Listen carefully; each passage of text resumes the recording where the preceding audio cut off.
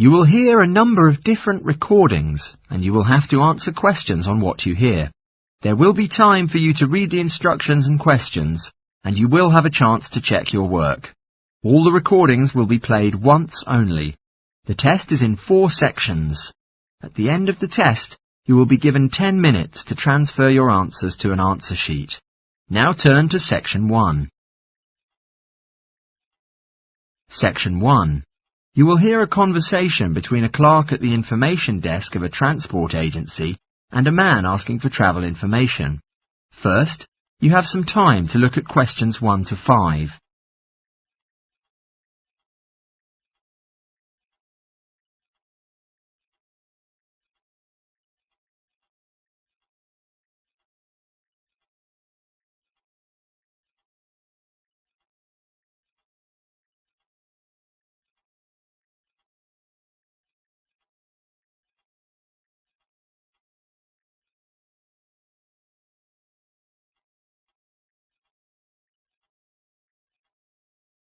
You will see that there is an example which has been done for you.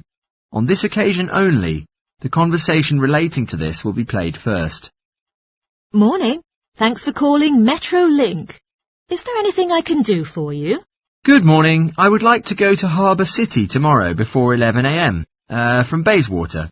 Well, for Bayswater? Oh, no, from Bayswater, where I am currently living. But Harbour City is my destination. Sorry, that means Bayswater to Harbour City. Which mode of transport do you prefer? By bus or train? The destination is Harbour City, so Harbour City has been written in the space. Now we shall begin. You should answer the questions as you listen, because you will not hear the recording a second time. Listen carefully and answer questions 1 to 5. Morning. Thanks for calling Metro Link. Is there anything I can do for you? Good morning. I would like to go to Harbour City tomorrow before 11 a.m. From Bayswater. Well, for Bayswater? Oh, no, from Bayswater, where I am currently living. But Harbour City is my destination. Sorry, that means Bayswater to Harbour City. Which mode of transport do you prefer? By bus or train? In fact, I have no preference, only if it brought me to Harbour faster.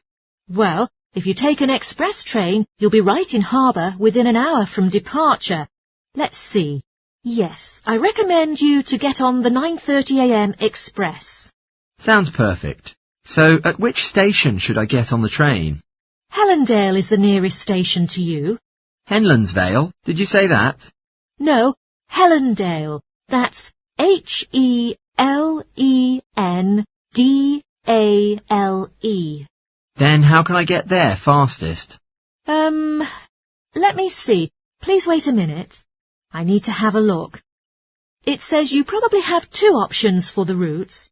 The first one is the 7:06 bus from Bayswater Shopping Centre to Central Street. There will be another bus that can take you to the train station. Or, if you don't mind walking directly to Central Street, like a couple of kilometres, then you can take the bus there, bringing you to the train station. Sure, but which bus is that, the one in Central Street? The 7:02 will take... Oh, sorry, it's the 7:82 that will take you to the station. I believe walking will be fine, so option 2 might seem better to me. When should I arrive at Central Street to catch the bus? There are 2 buses that you can catch and get to the station on time. One just before 9 o'clock, one right after. Yet in the morning it might be better to take the earlier one, just in case of a traffic jam or something like that. I'd like to say the 8:55 one is more reassuring than the 9:05 one. Sure, I don't want to miss the train, so the 5 to 9 one will be better. Before you hear the rest of the conversation, you have some time to look at questions 6 to 10.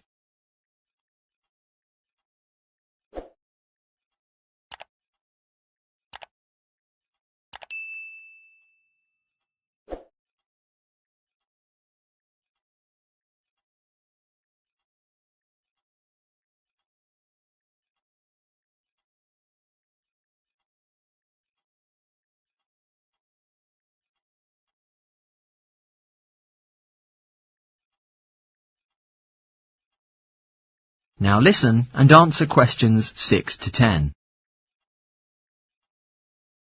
One more thing. How much would the fares cost?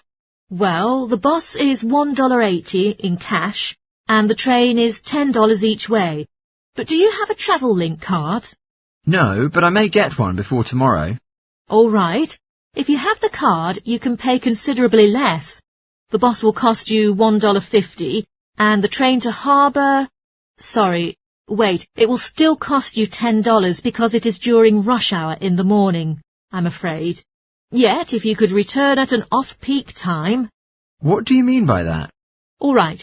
If you could begin your returning journey before 5 in the afternoon, or later than 7:45, 7:45 in the evening. In fact, my plan is that I won't start to go back home until 8 o'clock anyway. Then you can save a lot of cash using your travel link card. You did mention that you were planning to buy one, didn't you? Yes, today. Maybe later. I'll pick one up. It means with cash, it would cost you $10, but if with your card, you will only pay $7.15 for returning. Thank you. Is there anything else I can help you with? Yes. In fact, I would like to know if the Travel Link card supports ferry services. If the ferry services is Harbour City ferries that connect the northern and southern banks, then yes. They are commuter ferries. A one-way trip costs $4.50, but with the Travel Link card you will enjoy a 20% discount, and the cost will be $3.55. So, $3.55 for it. What about the tour boats? You mean those ferries going upriver on sightseeing tours for tourists? No, they do not belong to the Travel Link company, and they only take cash and credit cards. Oh, I see. So, I may believe that you might not know how much they cost for one tour? Actually, I do know. I took a friend to the trip upriver just last week. We decided to go on an afternoon tour, and it cost us $35 each. There is also a whole day option, costing $65. Thank you. You really helped me a lot. With pleasure. Do enjoy your trip. That is the end of section 1. You now have half a minute to check your answers.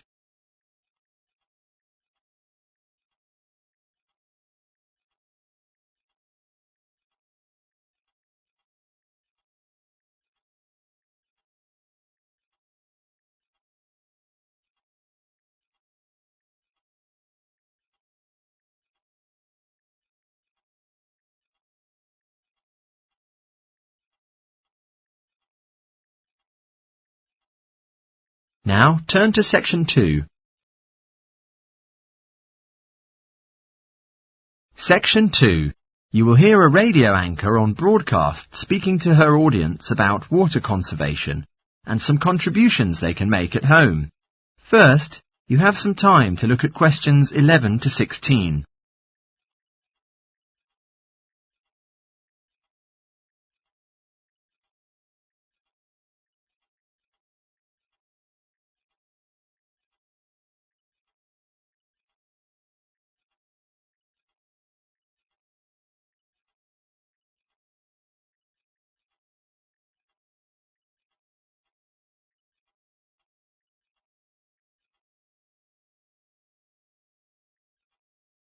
Now listen carefully and answer questions 11 to 16.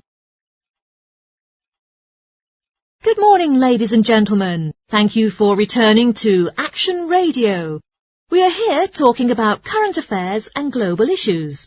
I am Jill, and today our focus will be on discussing the very concerning issue of the significance of water conservation and how you can make your own contribution at home. The most universal wasted energy of all the domestic kinds is heat. Yet since my house has well-insulated walls, I'm lucky enough not to need to do anything about this problem. Yet, I still found out that a large amount of water was wasted owing to my way of life. I looked into a few approaches online, trying to reduce my water usage as much as possible, and have been pleasantly surprised to figure out that there are experts in that field who can make some instant changes to my home. But the only dark side is this work is so costly that there are no means for me to get financial help. Now, if any of you listeners are interested in reducing your energy usage, here are a couple of easy and positive changes you can make immediately. A lot of the magazines will recommend that you change your bulbs for those with energy-saving capabilities. However, I have found that these make little difference to your electricity bill, and they also severely reduce the light levels in your home. Instead, simply switch off all plug sockets and appliances to make an immediate saving on your electricity consumption. If this doesn't make enough of a saving for you, you could later turn down the thermostat as well. Even though my energy provider gave me a discount on my bills for prompt payment, this doesn't make enough of a saving for my monthly bill, considering the amount of energy that I was using. So, I felt like switching to another provider. Not only could I make a considerable monthly saving, but also get other perks from the new company. The bills can now be paid online, for instance, which was a thrill to me because it saves me from driving to the bank. If our contract endures more than 1 year, they will also provide me with a deduction for all the energy-saving appliances I am currently using. Now, many of you listeners will have an electricity meter at home, so I'm very sure that all of you will know the problems associated with them. These meters can occupy a lot of room in your home and can be very unsightly if you cannot tuck them away in a cupboard. Mine is very large and it measures both gas and electricity usage. But it is nicely hidden in the coat cupboard, and I'm lucky enough to escape from accessing it easily. But the cons about this is that whenever I need to take a meter reading, I'll have to use a torch because it is hidden in darkness, and without a flashlight, I can't read the numbers on the screen correctly. I recently extended my house with a new room that gives us a bathroom with a low-energy boiler, so I'm able to take long showers guilty-free. My walls are nice and thick and well insulated, but disappointingly, the window is a little drafty. Thus, I am about to make some investments by doing some upgrading. Given renewable energy, I initially thought about installing solar panels on the roof to heat the water rather than applying a new low-energy boiler, which was the price-friendly alternative. But I finally determined that the panels would make my house ugly on the exterior, in spite of their ease of technical use. Before you hear the rest of the talk, you have some time to look at questions 17 to 20.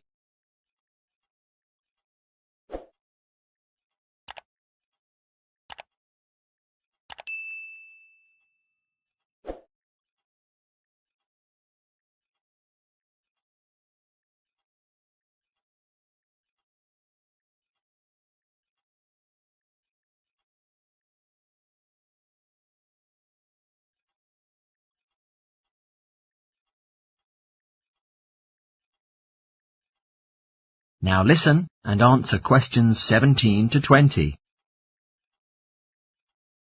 Now, if you are keen on taking long showers, as I am, switching from baths to showers doesn't change much on your total water usage. Instead, some small effective changes can be quite helpful and efficient. When making a cup of tea, for instance, before boiling water, measure out the amount that you need during the procedure. Also, when brushing teeth, use a cup of water instead of leaving the tap water running. I would recommend you not to fill up the washing machine before switching it on, because I found out that the clothes were not thoroughly cleaned. Also, call a plumber to fix your dripping taps. This will give rise to a great reduction of water being wasted. Before finishing today's show, I'd like to address 2 questions that we often get asked by listeners. We had some great feedback about our answer to last week's question on how to calculate the price involved in powering domestic appliances. So, let's see how we do this week. One of the most commonly asked questions this week was, which device is the lowest energy option for watching films? The simplest answer is that the smaller the screen, the lower the energy used. One of our listeners wrote in with a question that made me chuckle, and the answer is yes. Solar panels only work when the sun is out. Now, on a more serious note, a number of you wanted to know what the most efficient temperature is to set the thermostat to. The answer is that the closer you set it to room temperature, the lower the energy used. Before saying goodbye today, I'll give you one last tip. Turn off all the lights when you leave the room. That is the end of section 2. You now have half a minute to check your answers.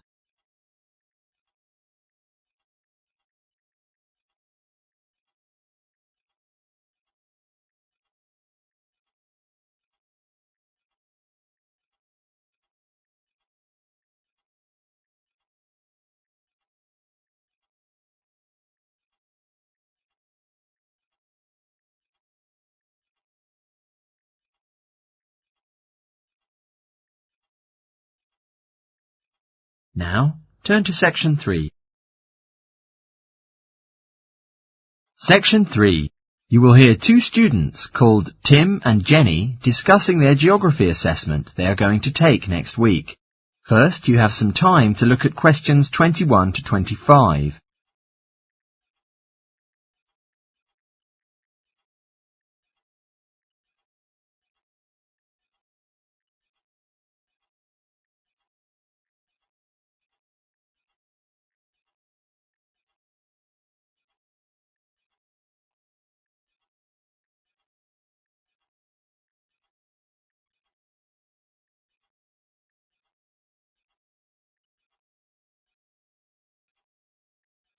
Now listen carefully and answer questions 21 to 25. Morning, Jenny. Hi, Tim. How's everything going on? Not bad, but I'm really nervous about our geography assessment next week. Have you done any work on it yet? I've just gone over some of the slides where there are a few difficult terms, but I think it would be helpful if I could discuss it together with someone else. Would you like to talk about it with me? That sounds great. Have you got any information about the requirements for the assessment? For our test last semester, all of us tried our best to collect raw data to meet the requirements, so as to achieve a pass. But according to what the tutor has said, this term there won't be any need for us to do so.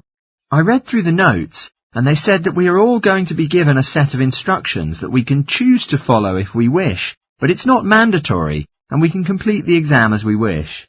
I don't think that it would be hard for us to pass the assessment. As long as we don't copy the answers from anyone else's exam paper, I think we'll be sure to pass. Definitely, I agree. Shall we put on a slideshow presentation with the information on all kinds of volcanoes? I think it will really help us to revise the recognition. OK, great. First, let's look at Pompeii, which is regarded as the most famous one among all the volcanoes. Therefore, we might find it much easier to find a large amount of information about it on the net. I think we should exclude some of the pictures in the presentation, since many people were killed, and some of them can be quite disturbing. It is so lucky that there is going to be a double free break today, so we will have a bit of time to modify this together. Well, the next one to mention is Mount Fago. This is an ancient, mythical volcano, whose site is still ambiguous. In Mexico, as well as the USA, there are mountainous regions, both of which are rumoured to be the location of this volcano. It's not that reasonable to list two unrelated locations for one volcano, but since no one has been capable of figuring out which is the correct one, we have no choice. It's amazing that we cannot find any other example of a volcano in existence today that is haunted by so much mystery. Definitely yes. I suggest we better search online for some information about Mount Etna in Sicily, which is well known for the stunning panoramas that one can appreciate from its peak. According to Google, it's a relatively new volcano compared to the others in the nearby region. That's the reason why it has very few of the features found in older volcanoes. Oh, interesting. Might we present any information on Mount Hurton? Because I don't think that any of the other students have carried out much of a survey into it, even though it has several unique traits. Well, then I think we can just ignore it, since it's a man-made volcano and not that closely linked to our syllabus, and probably won't be tested in the exam questions. Before you hear the rest of the talk, you have some time to look at questions 26 to 30.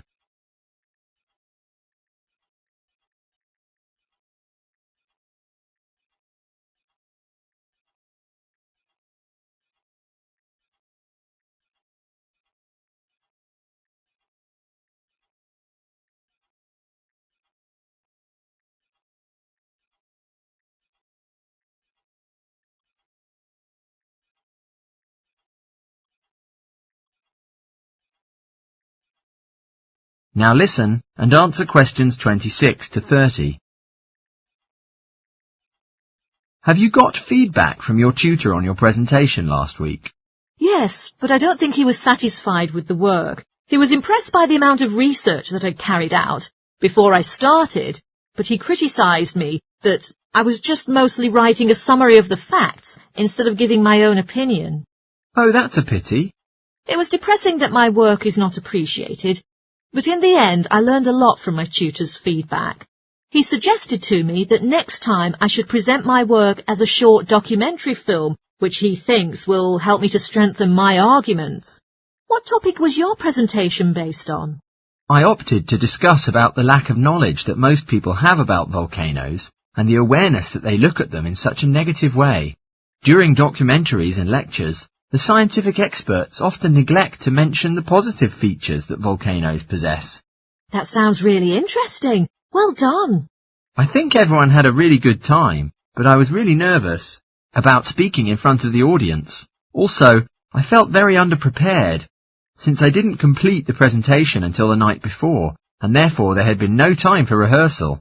I'm sure it was great. Is there any other information that you think we should include in our slideshow for revision? Yes, I think it's important that we list all of the differences between active and extinct volcanoes, as there will definitely be a question on this topic. There are no documentaries on the subject, but there's a very informative website that discusses the geological structure of each volcano type. OK. Well, I'll continue collecting images, and you can carry on with the online research. That is the end of section 3. You now have half a minute to check your answers.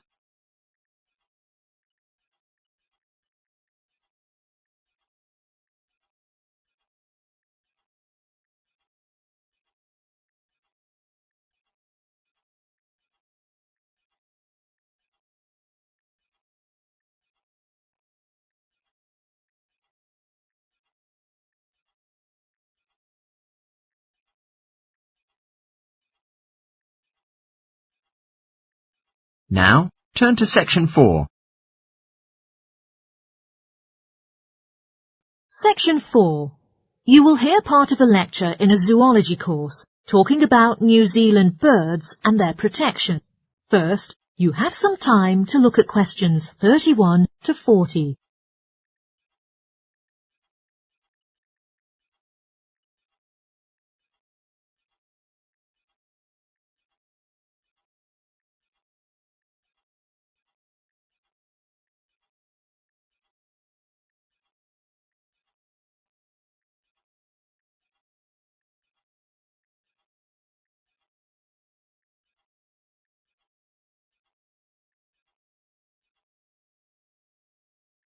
Now listen carefully and answer questions 31 to 40. Ladies and gentlemen, good afternoon. In this session, we're going to talk about birds indigenous to New Zealand, delving into the facts and analysing methods of protecting these species from extinction. It may be a surprise to you to know that there are thousands of bird species that are endemic to New Zealand. In other words, they are rarely found anywhere else throughout the world. Because quite a large number of these birds make a living on a diet of freshly caught fish, they often nest alongside the coastline or follow the neighbouring river, if necessary, to track freshwater fish. Once they have mated, the female will collect twigs and pieces of debris to build nests where she can hatch her eggs under safe circumstances, out of the reach of predators. When the first immigrants landed on New Zealand, roughly 7 centuries ago, rats were carried on the ships with them. The rats flourished in the warm climate and gradually became a threat to the native bird populations, particularly to the flightless species. In 1984, researchers discovered that just 3 pairs of flightless bird species remained in existence, and that even these faced severe pressure. Now, New Zealand is a global pioneer in facilitating the recovery of severely endangered species from the brink of extinction. Every year, researchers conduct certain surveys aimed at monitoring the fluctuation in the levels of bird numbers and species living in New Zealand. Owing to migration patterns of a few bird species, it is far from easy to accurately estimate the bird numbers, since many may have flown to other regions in search of mates and warmer climates, and thus may not be included in the investigation. Probably there is a sensitive link between bird numbers and environmental influences, especially those closely linked to human activities.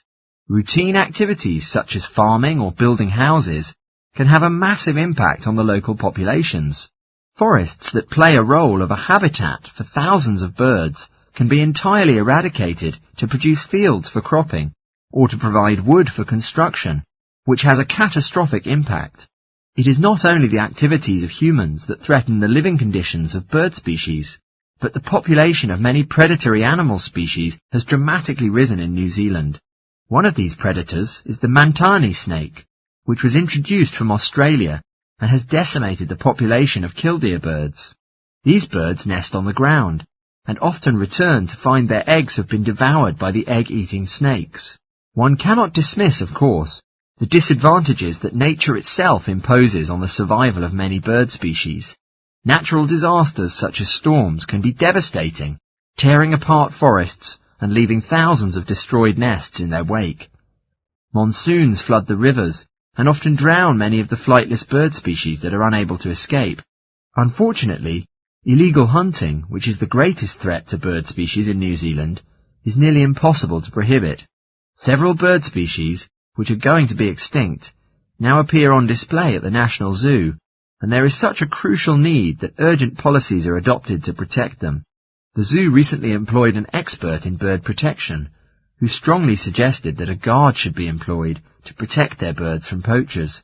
The expert also lays much stress on the fact that the birds can be haunted by quite a stressed situation where the public can approach them too closely, suggesting that the administration install a fence network to keep the public a safe distance away from the birds. In spite of this threat to birds in captivity, it is the freely roaming birds that are most at risk. Many efforts are being made to educate the public in terms of how they can contribute towards protecting birds that are living in the wild. Finally, research has indicated that one of the most feasible measures of keeping the public notified about the significance of protecting the bird population is through the media. I advise you all to read the related articles in specialist journals and also do some research on the internet. Everyone can make your own contribution if you put your mind to it. That is the end of section 4. You now have half a minute to check your answers.